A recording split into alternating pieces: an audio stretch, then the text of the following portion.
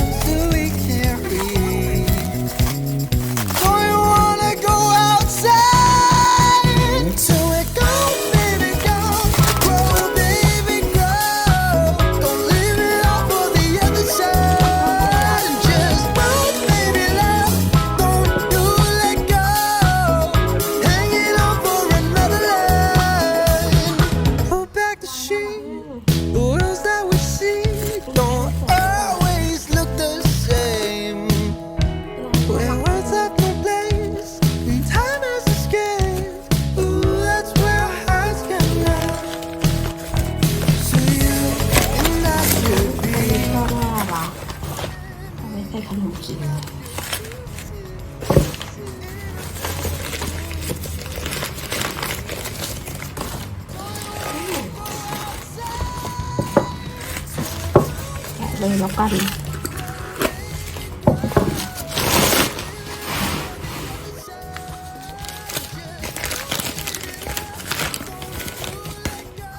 อันนี้ก็น่ารักอันนี้เป็นลายดอกไม้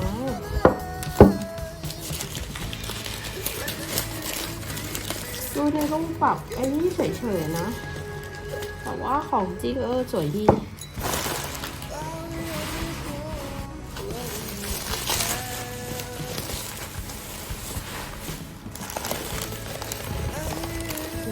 การนี้สวยที่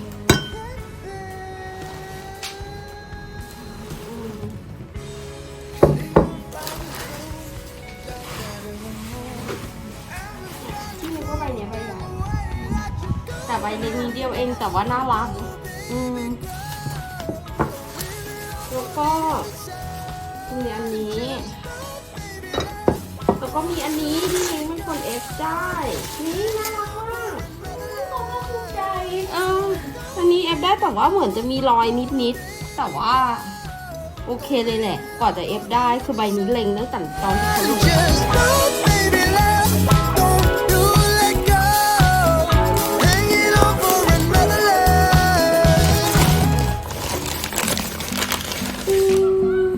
อันนี้เป็นสุดท้าย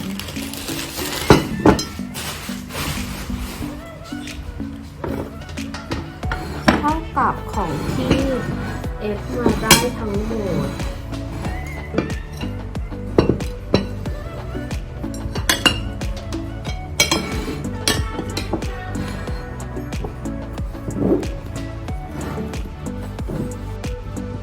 อันนี้จะมาจากร้านเคทีวินเลดอันนี้ก็มาจากร้านเคทีวินเลดมาจากร้านเคทีวินเลดที่เอฟมาได้เราว่าก็มีของน่ารักอยู่ส่วนอันนี้จะเป็นของร้านชื่ออะไรนะนี้จำไม่ได้เนาะเดี๋ยวใส่ชื่อไว้ด้านล่างแล้วกัน จะเป็นร้านหนึ่งที่ไปช่วยกันเอฟมาแต่ว่าได้มาแค่3ใบอันนี้คือใบแรกที่เอฟมาส่วนอันเนี้ยใบที่2แต่ใบเนี้ยตอนแรกคิดว่ามันจะเป็นจานใบใหญ่แบบไซส์เท่าใบเนี้ยแต่ปรากฏว่าใบเล็กเหมือนแค่ใส่เค้กใส่ขนมเล็กๆน้อยๆส่วนใบนี้เป็นใบอีกใบหนึ่งที่เล็งมาตั้งแต่แรกจริงๆอยากได้อีกใบหนึ่งแต่ว่าเอฟไม่ทันไม่รู้ว่าจะหลุดไหมถ้าเกิดใบนั้นหลุดก็เดี๋ยวจะเอามาโชว์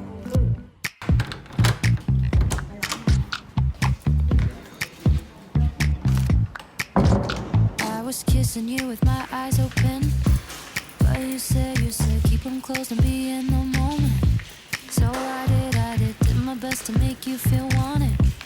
But what about what I want? What about what I want? And what I wanted was to crash with dumb friends on the weekends, instead of watching a movie. But you wanted me to do what you need instead of me and me. Oh, that's how I knew.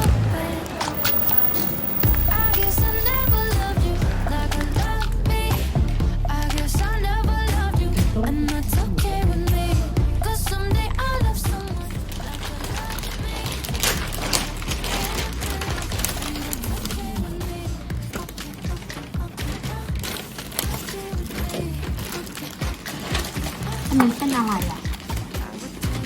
เป็นข้าวเหรอสักอย่าง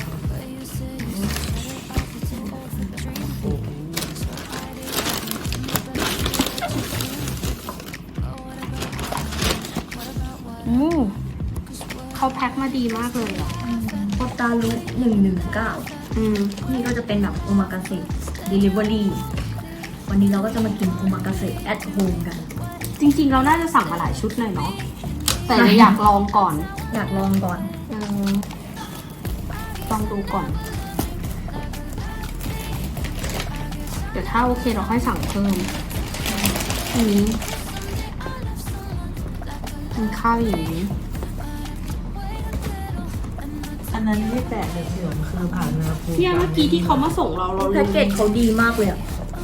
เราลืมว่าแช่ตู้เย็น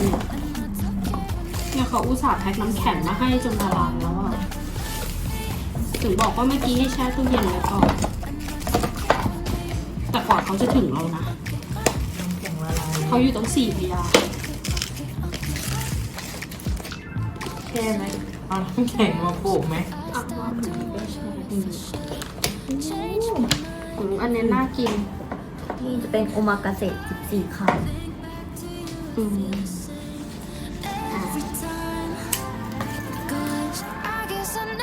นี่ว่าเขาแพ็คมาดีอะ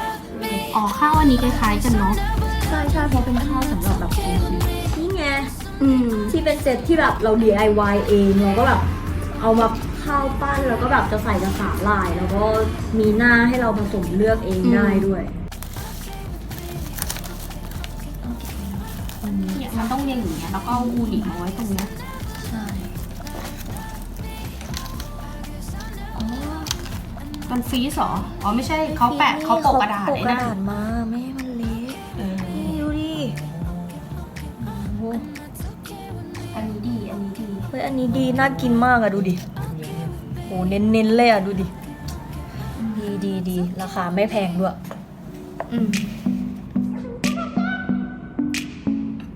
อันนี้ต้องกินพร้อมใบโอบีใบทำเป็นตำลึงที่ขุดออก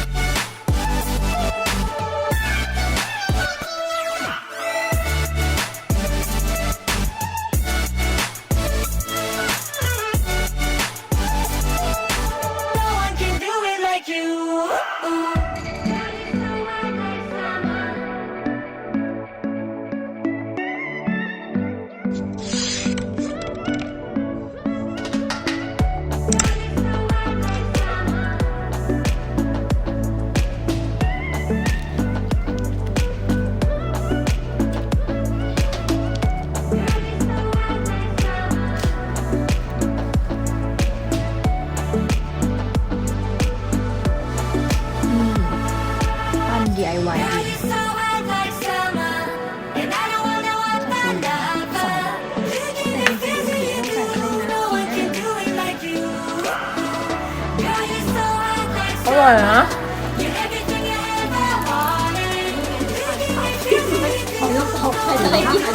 นี่คือจบเลยนะอีกคนที่ทายถูกได้กินหมดเลยนะไม่พวกคนละทีไงมันจะได้แบบเสมอภาคไง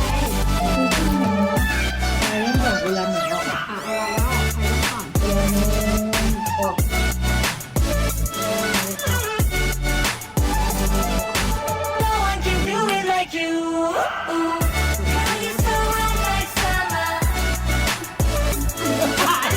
อันนี้ก่อน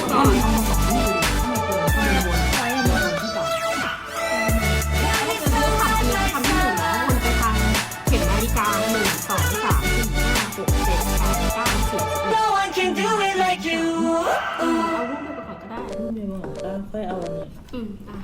นี้นี่ลูกที่3ไม่ใช่เป็นพริกดอง2อย่างนี้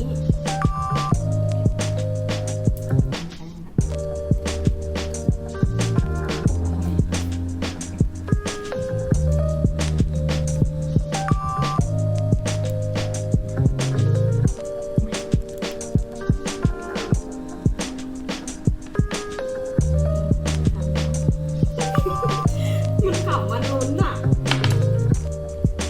2ไปแล้ว4